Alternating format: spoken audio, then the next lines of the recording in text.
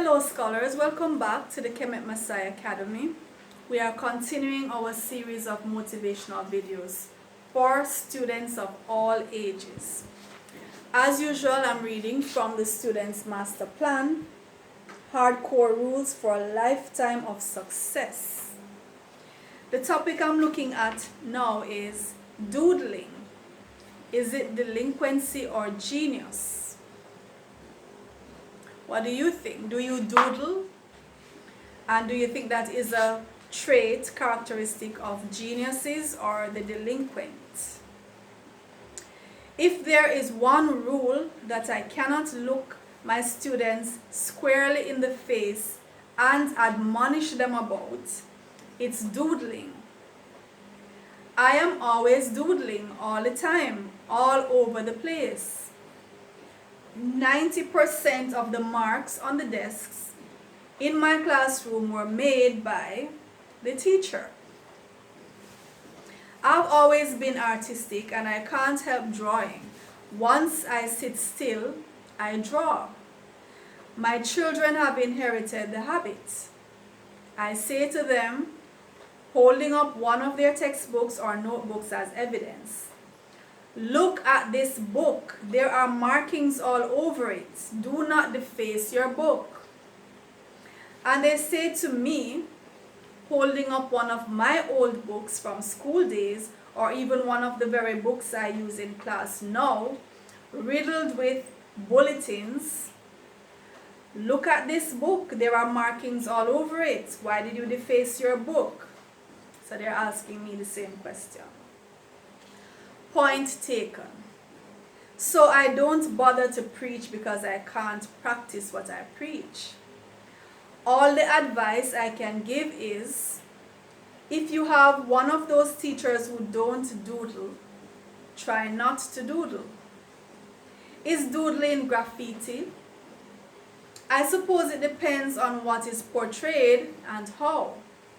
The only solution seems to be to have smooth, glossy surfaces that will not allow marks to be made on them, or at least to stay on them.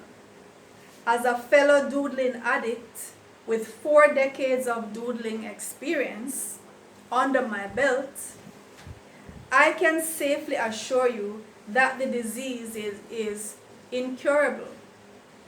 Once a markable surface is within my reach, it will be marked. So of course I am biased.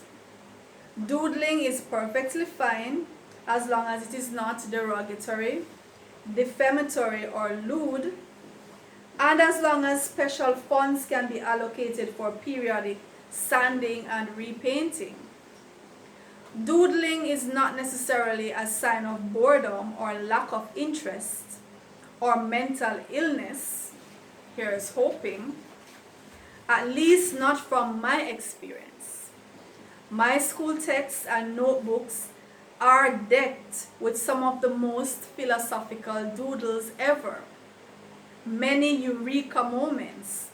I'm the artist I am today because of the decades of relentless doodling. So doodling is when you sit and you just idly sketch things, and the images can be of specific things, or they can just be, just random marks that you make. Pretty much when you are either absorbed with something and you just subconsciously do it, or you're just not thinking about anything in particular and you just do it out of habit or just to pass the time. No, it's something that I'm always caught in the middle, because on the one hand, I want to say to my students, don't deface the desks. Don't deface your books. Don't be marking all over your books. I want to say that to them, that's what I'm supposed to be saying. And then they will catch me in the act. They will catch me drawing on the table, drawing all over my books, and they say, but miss, explain yourself.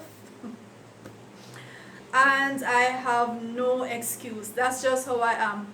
When I was a student myself, I was marking on the desk. I was marking. If you look at my notebooks and textbooks from those days, because I still have some of those, you will see, you know, drawings, quotations, you know, quotes, little gems, song lyrics from songs, all over my books. I love Russell Tompkins Jr., you know, that was my major crush when I was like 12, 13. The lead singer of the Stylistics, Russell Tompkins Jr. and Eugene Record of the Shylights. Those two guys, they were my major crush. And so you see, I love Russell, I love Eugene, and hearts and Cupid arrows and all of that. And I find that whenever I'm drawing, I tend to draw the faces of women, and it's usually in a particular pattern. So the woman will be looking towards the side, whether to the left or right, and I'll just draw that outline of the face. That's all I'll draw, or the torso. When I was younger, I used to love drawing the silhouette of a woman standing with her back turned, that kind of thing.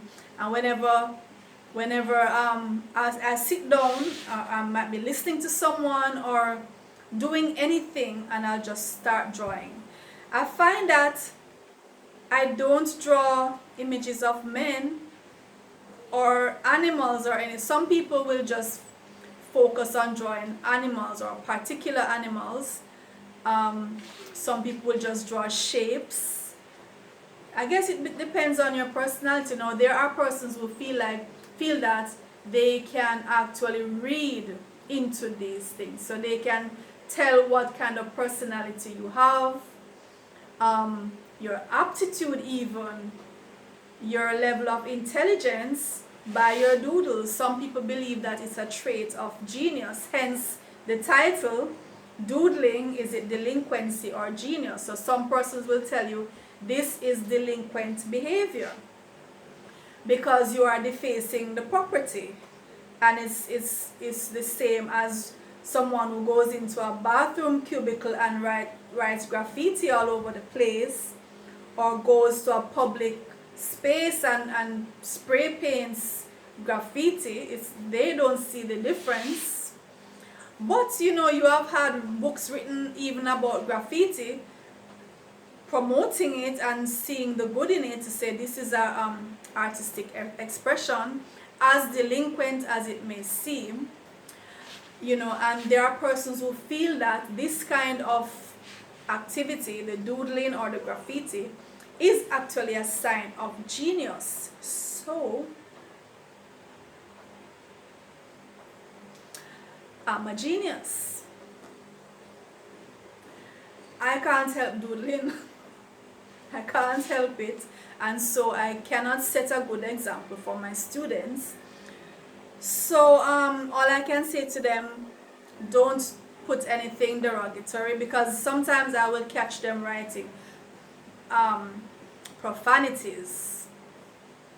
I say no, don't do that. Don't write anything bad about anybody else. I can see with the artistic expressions and so on, which is what I do with my doodles, but I don't want you to be messing with other people and trying to put down other persons. So that's where I draw the line, right? But I'm the kind of teacher who encourages expression. I encourage my students to be themselves. You know, if we have a code, we wear uniform, we have a dress code and all of that. So yes, you conform with that, but on another side, I allow my students to express themselves, just to be who they are. And so this is one of those things. Artistic expression, there is a reason for it, there is a role for it, and it's actually therapy. Why would your body naturally, or your mind naturally, go towards doing that if you are, you know, maybe you're bored, you're depressed, you're reflective, and you just automatically start doing that? Maybe it's a form of natural therapy that your mind just does, you know. as a way of helping itself to deal with emotions, to work through emotions, that kind of thing. So I'm not knocking it at all. I can't knock it because I'm so guilty of it. What do you think? Let me know in the comments. Is this a delinquent trait or is it a trait of genius? Genius. If you have been motivated by this video, please share it so other persons can be motivated as well. And I would encourage you to subscribe to the channel and to make yourself, to take advantage of the mathematics videos that we have from grade 4 to grade 11. Share those videos with anyone who you feel can benefit. And my scholars, I'll see you in the next video.